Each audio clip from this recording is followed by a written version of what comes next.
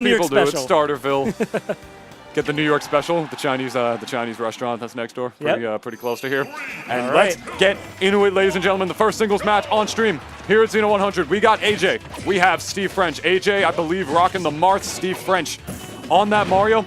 Let's get into it. Now, this matchup is considered by many, including some of the best Marios, such as Dark Wizzy, and I believe Anti and Ally, to be one of Mario's worst matchups. Not his worst, but it's definitely one of those harder ones, because one of the flaws of Mario, or the biggest flaw, if only flaw of Mario as a character, is that he struggles to get in because he has a lack of range. And Marth, on the other hand, is the complete opposite of that. This character is all about range. He's been all about range ever since he was introduced to the series way back in our great game of Melee. Oh my gosh. Oh wow. God, did you see that on the turnaround? That just barely scratched his back. Kind of reminds me of Family Guy, you know, back scratcher! Back scratcher! That's definitely what that was. That barely missed him. Kind of looking like a Phantom hit, if anything, speaking of Melee. But ooh, that's a tip. That's going to do it for the first stock. First one going to AJ. I noticed that someone's got to tell them that they got to fix the clock. Hopefully, you know, this doesn't go all 8 minutes. But it is from doubles. But it fixed the stocks. The stocks are still 2, which is good. Yeah, so. I suppose that's more important. But still, like, if these guys wind up going to time or something, then, you know, that's going to be bad, because it's going to be longer than it would be normally, and then subsequently it would be fraudulent.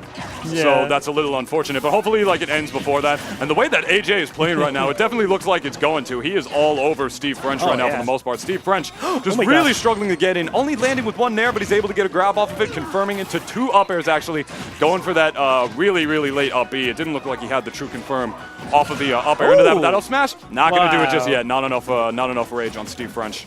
Yeah, I'm noticing right now that it looks like Steve French is getting a little practice in too, because I could tell he worked on some perfect pivots and added, like, any move out of perfect pivot. He's been working on those. As you can see, he's been using that a little bit, but it's been a little too clear that he's going to do that, so he kind of has to, like, mix that up a little bit. Like, see, I think he's going to do a perfect pivot, and I think he's kind of sliding a little too much right now. I think he needs to kind of, like, you know, take that to the lab a little bit, work a little bit more on that. Where AJ, he does a lot of shield breaker a lot, especially standing in place in shield breaker. You can't do that a lot either. You're opening yourself up to a lot of punishment if you're gonna keep doing that. But so far, it's been working out in his favor. It's funny you mentioned that, though, because I don't think the punishments from Steve French are exactly up to par for what he could be getting on AJ right now. Every time he's been doing those just raw shield breakers in neutral, Steve French hasn't even really been grabbing him. He's just going for, like, late nairs and the I thought we were about to see the comeback of the century right there. I thought he was going to run up and he was going to cape or something. He's just going for another, like, weight on the up air right here. Steve French sort of playing the patient game when it comes to his combos a little bit. He's not exactly grabbing AJ and going for the true stuff, and that F smash is going to do it right there. As I say, Steve French was not exactly going for those grabs into the true stuff right there. His combo game seemed to be just a little bit slow, but he was getting it done regardless with those up air strings. He was still landing one into the other, and AJ was, of course, still getting hit by it, but it wasn't exactly enough for him to take game 1 over AJ, as AJ takes game 1 instead.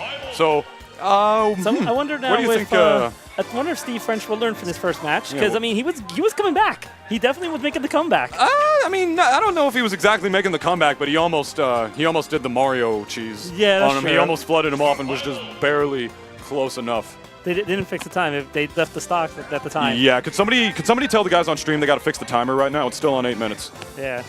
There's 2 stocks. Oh, Thank you, Hangman. Oh, no, I think they got it. Yeah, never mind. Oh, Hangman's gone. I should not be yelling into the mic like that. Yeah. Right. You should not. I just realized what I was doing, because I was about to be like, Hangman. That's what you got to do when up, and I'm back. I normally do that. I'm sorry. I sent you in, like, as they were doing it. I love you, Hangman. All right. Anyway. So we're running it into game 2. We're sticking with the Mario. And we're running it to Battlefield. This is a stage that many a Mario main like very much. And why do you suppose that is, Papa Rick? Can you take a guess? Combos, up airs, neutral airs. Yeah, I think that is why they like it very much. And also, it is the biggest stage in terms of blast zones, both vertical and horizontal, I believe, for the legal stages that we play in Smash 4. And so when he gets tippered, when he gets tippered, he's going to be living a little longer and mixing in those down tilts actually into his combos. Not even going for the immediate up tilt off the down throw. He did down throw to down tilt, then to the then going with the up tilts to extend his combos a little bit, getting that good damage that Mario needs to be getting in on this Marth if he wants to be killing him off the side with those F smashes. Oh, but here we go. he actually jumped before he did the up air right there. Yeah. In that situation, he had to do a falling up air and then catch him with another jump so he could string it and do another one after that. But instead, he did a jump up air. But the percent was a little bit too low for that at that stage in the game. Unfortunately for Steve French, not able to potentially finish that stock on AJ. However, Steve French is keeping it a little closer this match around. The first stock in the last game was a lot more dominant on AJ's side. It was. And now it's a little more even. Ooh, he's going with the slow dancing blade, but no punish.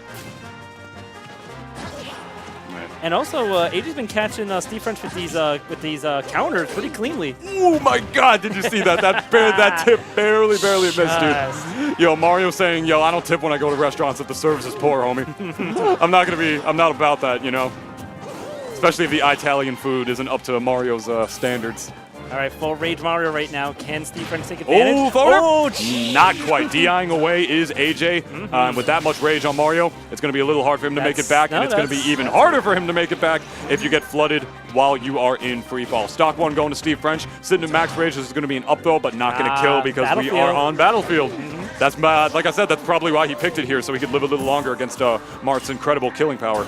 Oh my God, it was a good thing he was in shield, dude. If he got hit by that, if he dropped his shield right there and he died for it, holy moly. Oh, but we're going to get some up air strings and not going for a regrab off the land.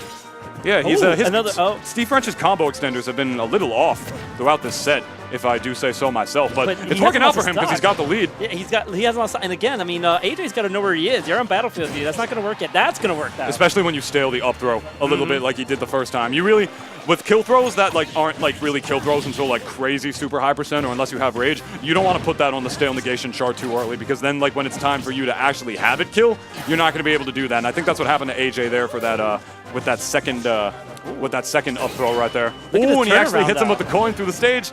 I don't know. Yeah, he's already got the lead. Look at that. Yeah, AJ came out swinging after he took the first stock from Steve. Oh my goodness. Hit him with that F smash. Oh, so you got to grab at that point. Grabbing would have probably been a better option. Ooh. Tried to end it all with the forwarder. And AJ is the one who's going to capitalize off that tech situation. Oh, and he got the Was that a tip? And he got it. Yeah. Was that a tip shield breaker to end it right there?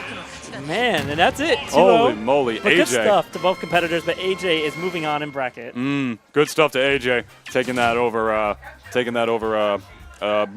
Steve French right there. I would love to sit here and talk to you about it, Papa Rick, but I do believe I have a match for me to play on stream. You are playing